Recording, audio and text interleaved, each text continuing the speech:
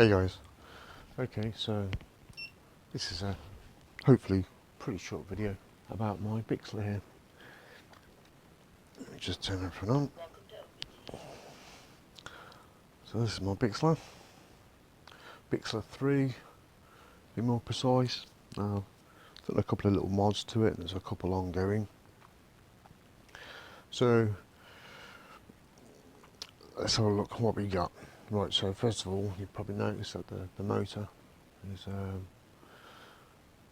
aftermarket motor. This is a Turner G Aero Drive, 1100 kV. Nice motor. It sounds nicer than the original one. And the original one only lasted for a few batteries on 4S. We got a Elecifun 8x4 prop. It's pretty good.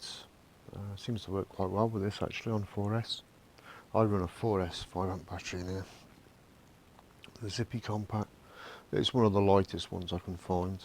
480 something grams, I think this is. I think that's right. Or is it 480 grams? Can't exactly remember. It's pretty good though. Not too bad at all. And it fits in. You have to do a little bit of a modification for this to fit in, but I'll go over that in a second.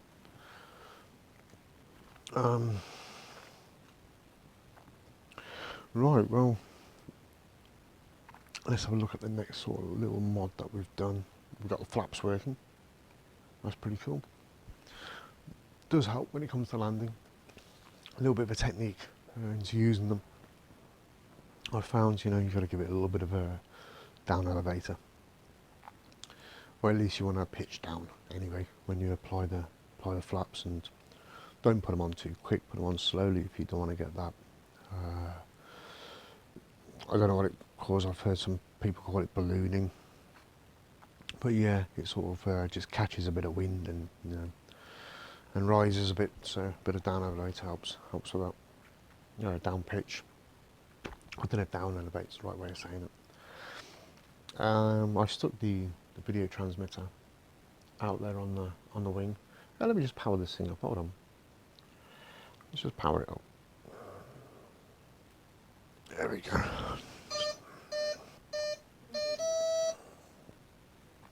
So, I don't know if you can see. That's the actual rear view, looking from the little Runcam Swift on the back. That's a micro actually, Runcam Swift micro. Now the reason it's on there like that is because I don't know whether I'm going to leave it there. There's enough wire sort of just like coiled inside here that I can pull out, and I can reach, with this I can reach onto here.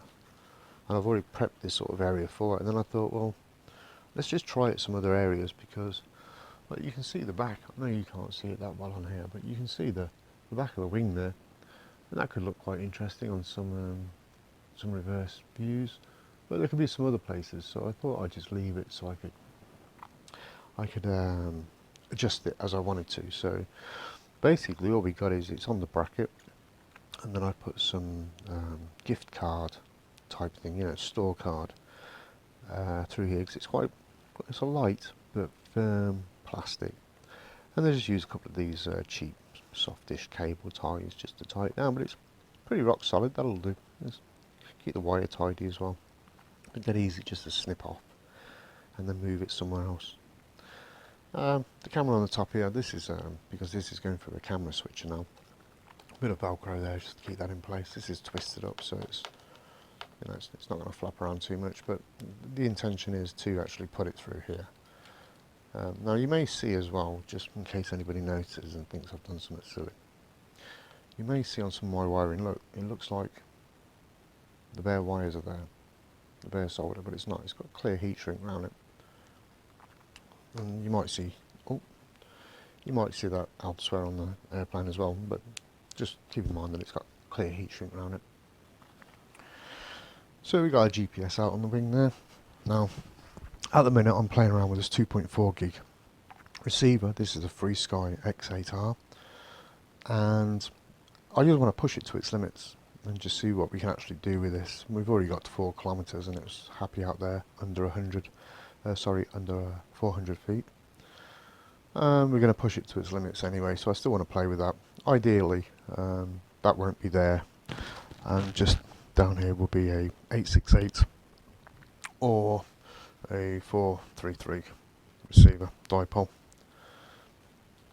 When that will be gone, as I said, the video transmitter's out there on the wing, which is a great place for it to keep cool. I've got another stubby on there, that's the relay stubby. It's a bit like, well, I think it's a copy of the Luminaire, to be honest with you, but it's a 5.8, and we're going to be able to see how that fares up compared to the Luminaire. But of course I'm going to have to do the flight again that I did before, because before I had the video transmitter on here. So when I was going backwards, even though I was wildly off course, when I was going back towards myself, a lot of the time with the video transmitter there's a good possibility, and then the battery was getting in the way for some of that signal. But being out on the wing, and the wing's almost transparent RF, as its majority air, we're going to see what difference it's going to make, and we're also going to see what difference is the actual two stubby antennas are between them, because the one difference is, so far that I can tell straight away, is that one's sort of twice or 3 times cheaper than the Luminaire. But I'm not had no complaints with the Luminaire. I've been quite not amazed, but quite pleasantly surprised with its performance. Okay, so that's that now. Because when I was first running this, I was the ESC didn't half get warm. I ended up shifting it out there, and so what I did, let's just zoom in there.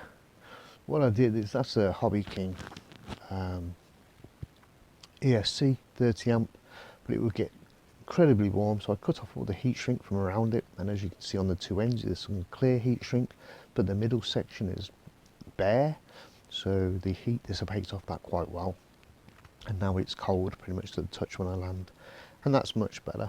And it also gets it on the outside of the fuselage and away from the wires, which are just underneath the wing there, going into the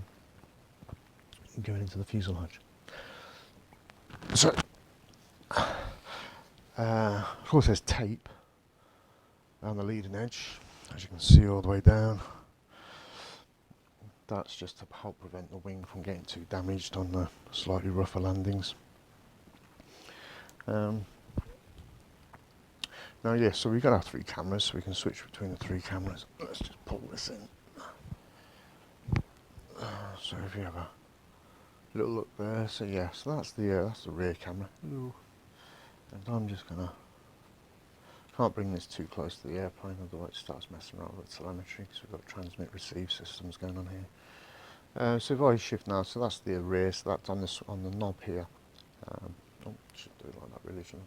On the knob here, that'll be all the way to the left.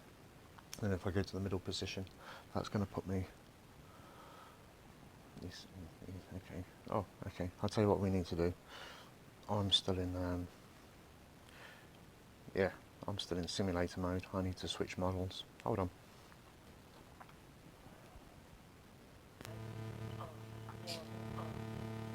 Okay, so now we're in that middle position. So there's the camera on the front. If I switch back to the left, so that's the aft position, the rear, and then we got the nothing there just yet because I've not turned the Runcam on. Okay, so if I just turn the Runcam on now, there we go. I'm going to kick in there with the Runcam. And there we have it.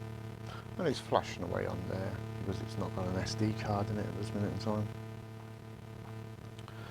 So there, yeah, so that's turning that knob all the way to the right. Now the reason why I've put it there where it is, I can tell you for why, is because when I fly, I can get it up in the air, get it to some sort of reasonable altitude, reasonable speed, and I just leave the throttle in. I don't have to do anything else with that. I'm not really going to use the yaw until I start coming in for landing or so yeah, I can leave that, and then I've got a hand free. I've got my left hand free, which I can get these controls, and all these are taken, all these switches are taken. So I've got my arm switch, I've got my my rates, I've got, not rates, it's angle, horizontal and acro, and then I've got manual mode there. There's nothing else on there on that switch for manual mode. Here I've got my flaps, so we can put the flaps down. As you can see, they're going down quite slowly. Let me come back up again. And then this one for the camera switching. On this side, this is doing nothing. We got a, but you can hear what they are. This side, I don't think we got anything at the moment. Oh yes, we have. This is the auto tune and the trim, servo trim, which I've not used yet. I've not even done any of the tuning yet. This thing flies all right, but I will do the tuning when we get a nice calm day, so it's not trying to tune turbulence into the system. But we have the auto tune. I've not put anything on the servo trim yet because I couldn't find anything saying servo trim. And then we got our position hold and return to home. The beeper, which is normally this switch, I'm not using at the moment. So, and the sliders, I could probably use this right hand slider, so I don't seem to knock it about so much without knowing it. But this left hand slider I tend to knock about a bit, so I don't really want anything on there until I become fully conscious of that. Yeah, so that's why it's there, and I think that's probably the best place I can put it. So yeah, we can just like go from, that's the Runcam 2 on top of the wing, and then we got the pilot cam, which is in the middle position, so I'm always just one move away from the pilot cam. And there we go, we got the reverse image. Now that's all done via the camera switcher, which is just one of those sort of about £4.5, aren't they? These camera switches, just velcroed up there, nice and easy little setup really. I just used a whole bunch of servo cables, just twisted them up just to help relieve any types of issues. So this cable here, this comes from the switch, this comes from the receiver, and it uses the 5V on the 5V rail of the receiver on the voltage rail, and it powers this device. On the other side, we've got the 3 channels coming in, 3 cameras, and we've got 1 channel going out to my camera input on my flight controller. Now, you can use, I'm pretty much going to say this, I don't honestly know what's the highest level of voltage you can go up to, but from what I can tell is it's an isolated positive. So you can either use whatever voltage you put on this, let's say you've got 9 volts coming in onto that rail, that means everything else coming into it will be powered with 9 volts. Or you can use 12 volts, or you could use 5 volts, or depends, you know, I've got to use 9 volts because my VTX needs 6.5 and above, but the cameras would be alright on 5. Okay, so I've got to use the 9 volt output on my flight controller. But what you can do as well, if you have cameras, because I've already tested this, if you have cameras that have different voltages and you want to use different voltages, let's say, like on this one using its own battery, so that's 5 volts, but I don't need to connect it at all, and it's just not connected. There's no positive. And then on your other cameras, let's say you've got 2 other cameras, one might be 12 volts and the other one might be, let's say, 6 volts or 9 volts. What you can do then, rather than bring your positives to the positive side on the camera here to power the cameras, because whatever you put into this, let's say it's from your camera connection on your flight controller, that's where you're going to get your 5 volts, right? Or in my case, 9 volts. Whatever voltage it is on that you've set for your flight controller. So that's going to put that across the rest of here. But if you take out the positives of these batteries, you can put them onto whatever positive, whatever voltage you want of your flight controller or the rest of your system, as long as it's not, you know, 2 different switch modes.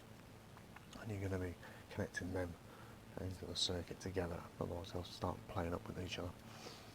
So you can do that. I've already done the tests on that. That's yeah, I did that first just to check so I could do that. So really easy device to use, really easy to set up. The one in there, you can see it flashing red. That's a USB device. No, it's not. It's a Bluetooth. But for some reason my data, I've not got it set up on my phone properly. There's quite a lot of restrictions on my phone, so it could be something to do with that. But the data's not working. But that's, once I've sorted that out, that's going to be so I can just use my phone and use Easy GUI and do updates and bits and pieces. I can change so much from inside that. But I can also do quite a lot using my sticks inside here, like the PIDs. There's all sorts you can change from here. And of course, using this iNav, you know, you can have 3 different profiles set up for your GUI configurator, so you can switch between profiles. There's loads you can do with this system. Like I say, having the Bluetooth there will help me do the waypoint missions and all sorts, so I can really send this thing past its limitations on receiver and video. I'll just send it out on waypoint missions. Yeah. Right, so yeah, then the receiver is underneath here, and it goes down into a Matic 405. Is it the 405 SE or something? The wing flight controller, anyway. It's quite hard to see down there. I'll try and show it. You can't see it from the pulling up from the wing. This is one of the things that, this is one of the reasons why I've used this flight controller now, because I did set it up inside here with a separate power distribution board, separate flight controller, minimum SD. But when it came to doing any work on it, and at the time they were having some issues in iNav with the servos, I didn't know that. And so I was having these issues trying to get the servos working, thinking it must be me, it's got to be me, I'm such a noob, it's got to be me. So I gave up on it for a little while, and then iNav brought out 2, and the servo issue was sorted out. But by that time I decided just to whip out the flight controller and bits and pieces and chuck the X8R in it and just give it a fly around anyway, manually, just see if I could. And that worked out quite well, so yeah, so that's what we got there. So that's where we can see the flight controller. You might be able to see the lights on the flight controller flashing away down there. LEDs, but there it is down there. I think I prefer this one as well. This one's got more servo outputs. So I could do flaperons on this and all sorts, but there's going to be plenty of things to play with. This is one of the things I'm loving about this, because I can get nearly an hour's flight out of it, powered, which means I have it powered all the time to do that, and in turbulent weather. I know that I'm going to be able to get more than an hour by doing some gliding, as well as just backing off the throttle quite a bit, and just then do lovely cruises on nice calm days. So that's going to be pretty good. So what else have I done with this? Yeah, so I had to tape this up pretty bad, because some of my landings have been into the longer grass, longer vegetation, and I managed to split here and down here. Now you couldn't really notice it until I started moving the wing a bit without the tape, and I noticed there was a split, so I just used a pair of my tweezers, the ones that auto expand, and put them in there to keep it open, put some contact glue in there, some Yoo-hoo, especially for this type of materials, in there, allowed it together, let that clamp up, and then I started taping it. So this is all pretty tough here now, it's quite hard, pretty tough. I had to glue these black, I don't know what you call them, but they're there to stop this from pulling through the polystyrene. It gives it a bigger surface area to take the pressure. And to glue those back in, put the tape over, getting that nice and tight and pinched together underneath as well, and then just put holes, pair of scissors through, do a cross, a few cuts into the tape to get these back through. Now, because these can get a bit loose, this can get a bit loose, this whole thing here, and mine vibrated loose when I landed. This thing was like, near enough out. This one was in, or one of the other, but one of them was nearly out. So that was a bit worrying for me. So what I did was, to get around that, was because I put elastic bands over this when I put it together to hold this down. It's got its magnets, but I don't trust it, in case you're a bit of a rough landing. I got one of the broken elastic bands and just tied a knot around this part. Look, as you can see, just tied a knot like that. But that's brilliant, because now you've got to give it some, you've got to push it in quite tight, and it sort of gets itself locked up with the rubber. So that's nice, and vibration, it's not going to come down. It's nice and tight down there. So, oh, the camera's getting a bit weird on me. Yeah, so So that's that bit. And let me just undo this so you can have a little look. There's not a lot to see apart from loads of cables. Let's pull my microphone wire over.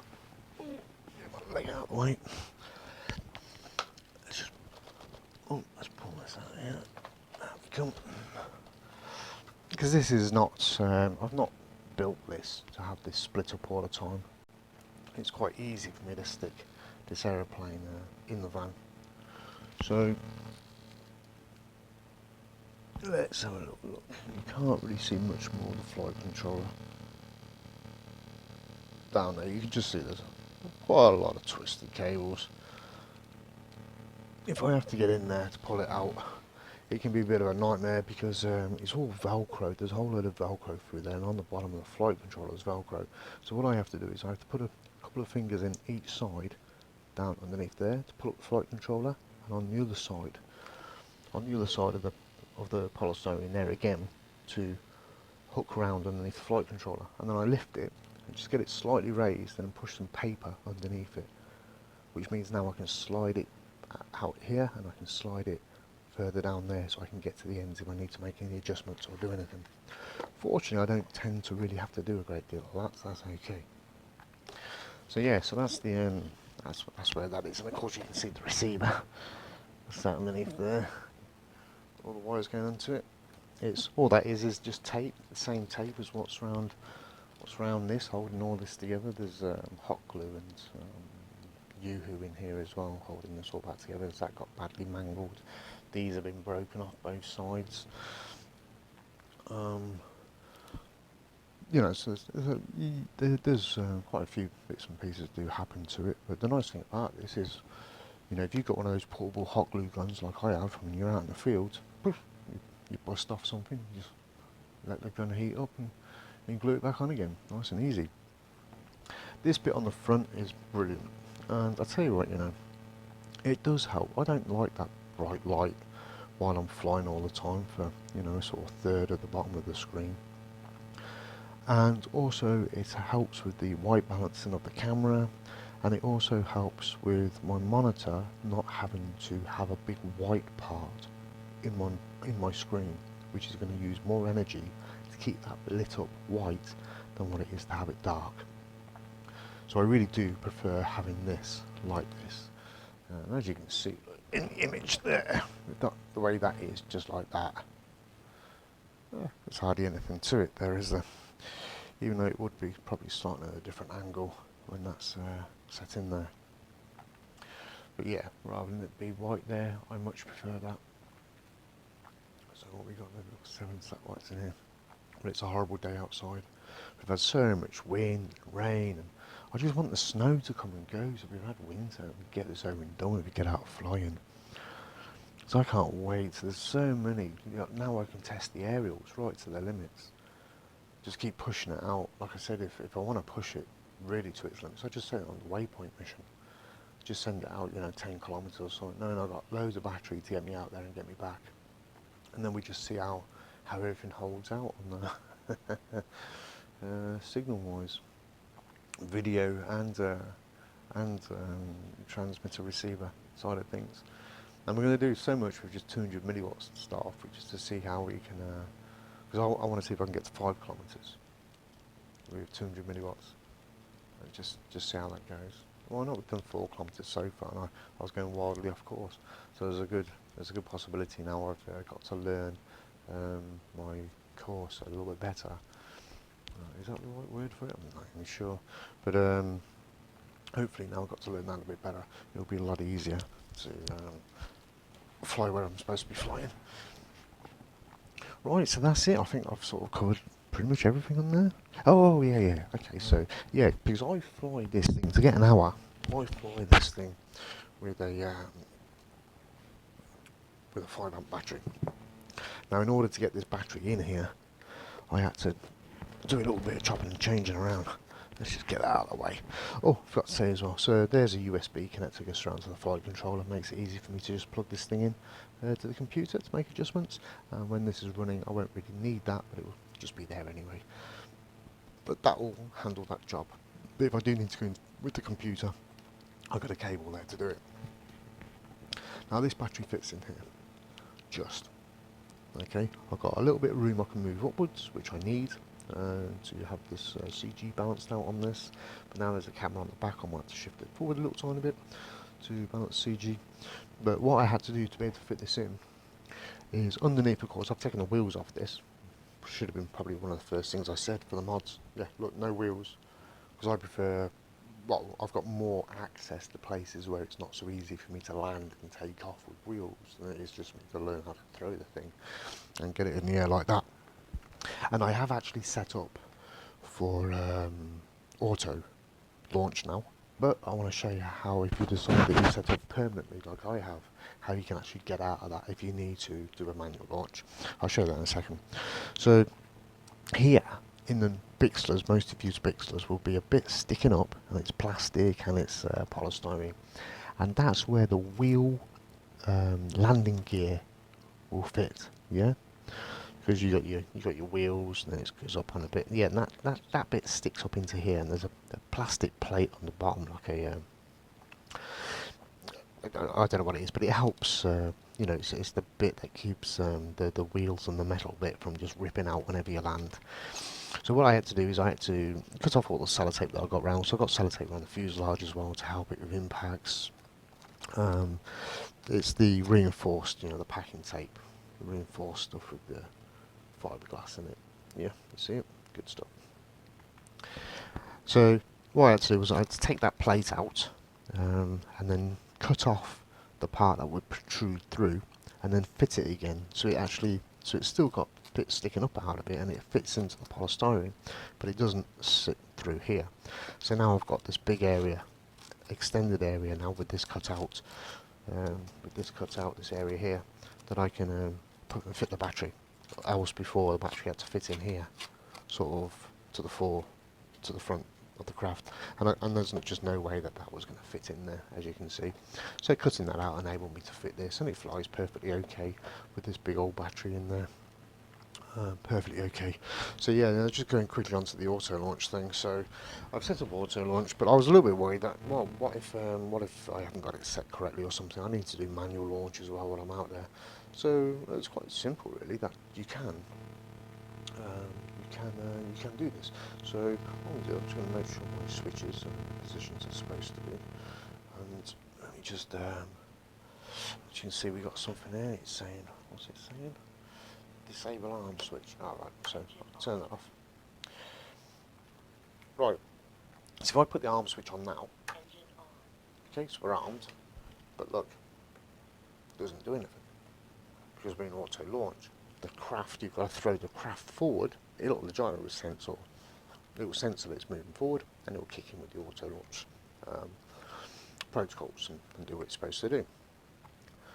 But what happens if, you know, you've got no way of changing this and you're out in the field and for some reason it's not working, you want to get out of that? Okay, so we're still in auto launch, we still can't go anywhere. But if we just do this, like that, now, we're out of auto launch. So you can use it. Now, a lot of you may already know that, that's cool. Do as you don't. I didn't know it, and that's just made that auto launch an easier feature for me to leave on without needing a switch, because I need those for other things. But knowing that if I need to be able to get out of it, just got to give the ailerons a little bit of a wiggle, and we're good. We're good to go. So let's turn it off. Okay, so that's that. That is my Bixler 3 with its little mods.